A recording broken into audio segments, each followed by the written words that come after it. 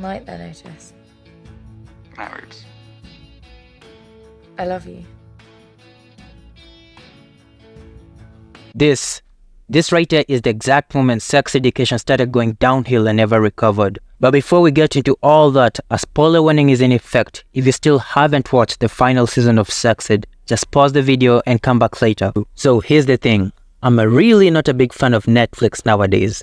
Mostly because I don't like the content they've been making for the last 5 years. There is this recurring plague of bad luck that befalls every Netflix show. It starts off good, great reviews from critics, great word of mouth from the audience, develops a cult following, and then boom, fumbles so badly that 1, we end up disappointed, 2, they end up getting cancelled, and 3, we end up making such videos. It's happened to Stranger Things, 13 Reasons Why, You, House of Cards, and now Sex Education is the latest victim of Netflix. Lazy writing. Quick recap, Sex Education is a UK-based TV show about one model secondary school and the everyday life of its very sexually craved students. Otis Milbaum and his BFF, Eric, are easily the main characters of the show. Throughout the 4 seasons, Otis has been involved in a few love interests. In season 1, we had Maeve Whaley. In season 2, Ola. And in the final seasons, Ruby. Played by the talented Margot Robbie. Sorry, Jamie Presley? Samara Weaving? Hold on.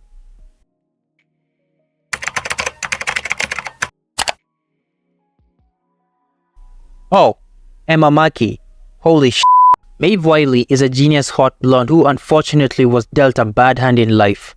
A junkie mom, a junkie problematic older brother, and grew up broke in between foster homes. So Otis and Maeve first met in the usual rhetoric 90s rom-com, bump into each other shit and books falling. They end up being lab partners and start vibing from there. After a successful impromptu therapy session to the school bully, Adam, Maeve realizes that she can make money from this. Before this, Maeve used to do assignments for peers just to make a living. I mean, thank God this was 2019 before AI. And now she found a way to make money while doing less work at the expense of our poor simp boy. Maeve always completely never took any notice on Otis, whereas he was slowly crushing over her. I mean, at this point, it was easy to write off this show as another boring teen drama movie that we've all seen a million times. But you know what? This wasn't it. This was different. Hear me out. Otis was there for Maeve when she was the most vulnerable at the abortion clinic, and for a brief moment, we thought it finally happened.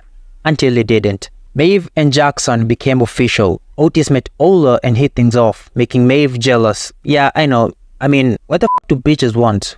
So then Maeve realized that she actually likes Otis and was ready to hit it off with him by shooting a shot. But then she walks into Otis kissing Ola and man, they were so freaking close. Come on. Okay, I'm not gonna lie, and I think I speak for everyone when I say this. The Ola thing with Otis felt so forced and tiresome.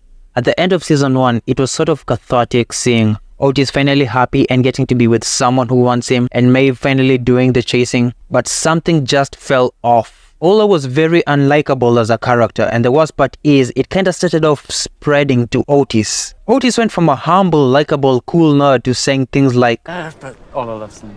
If you see Ola, I'm looking for her. We're just hanging out, you know.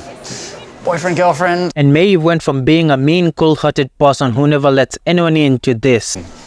We don't really hang out anymore, Otis, because you're always with your girlfriend. Otis was really becoming hard to watch. And in this scene, this whole thing with Ola proved it will never work. When Maeve confessed her feelings to Otis, this seriously affected their friendship for the rest of the season. Otis then embarrassed himself, and both Maeve and Ola went ranting while he was drunk. Gave away the plot of the whole season in 5 minutes. And then that whole Isaac thing happened, and the whole internet united into wanting to beat up a cripple. Otis and Ola did not work.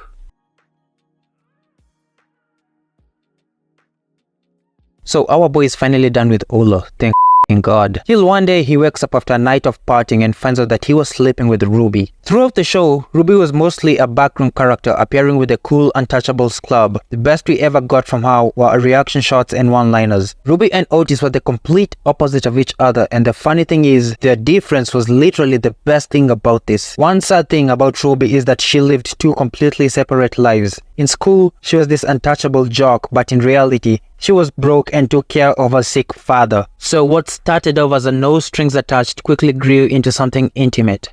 From Ruby not wanting to be seen in public with Otis to now even picking outfits for him and going to school together and calling him Otis!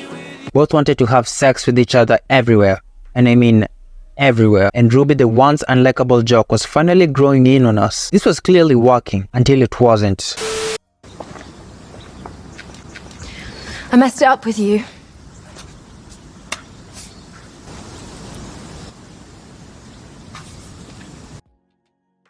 One reason why Vince Gilligan, creator of Breaking Bad, the greatest TV show of all time, and its spin-off Better Call Saul is regarded as one of the greatest showrunners ever, is his ability to adapt with change. It's been frequently stated that Aaron Paul's Jesse Pinkman character was supposed to get killed off by the end of season 1. Overwhelming positive responses from fans and critics made him change that decision, and Jesse Pinkman ended up being one of the greatest things about Breaking Bad. I think the problem why Otis and Ruby feels like one of those missed opportunities was that the showrunners never really thought everyone was going to like it.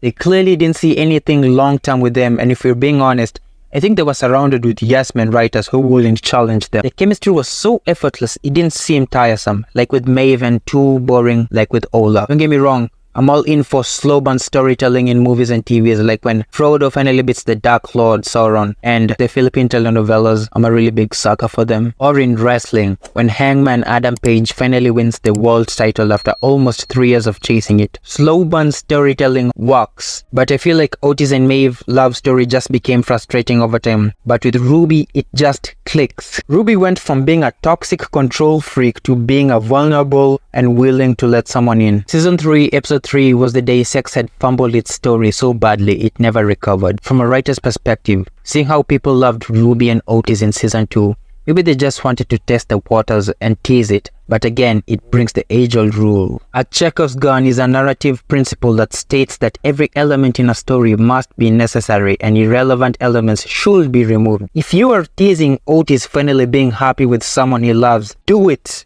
Just do it! Despite Otis breaking up with Ruby for some weird plot inconveniences, aka Is he writing? he still doesn't even end up with Maeve since she left for abroad. So again, I ask, why tease it in the first place? Why?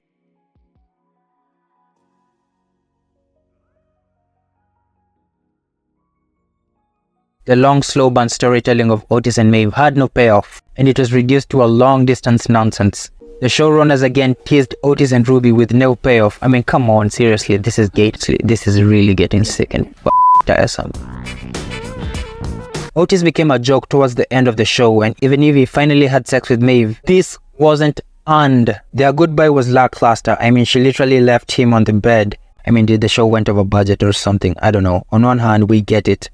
We as the audience get the idea that life isn't fair and things don't go how we want it. But the least you could do is not insult our intelligence. For f***'s sake, they had a chance of redeeming Otis and Ruby. They had all the chances.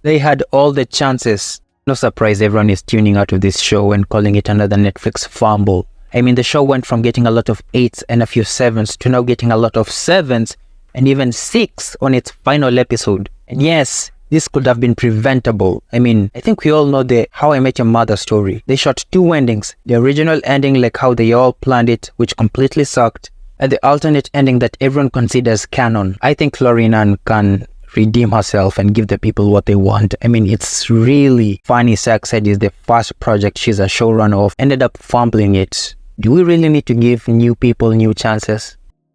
Hey, thanks for watching till this far. I'm really dying to know what everyone thinks of Sex Ed conclusion and the whole Maeve, Otis and Ruby thing. Comment below and I'll try to respond to as much as possible. Also, if you enjoyed the video, it will really mean the world to me if you liked and subscribed. Until next time, Kwaheri.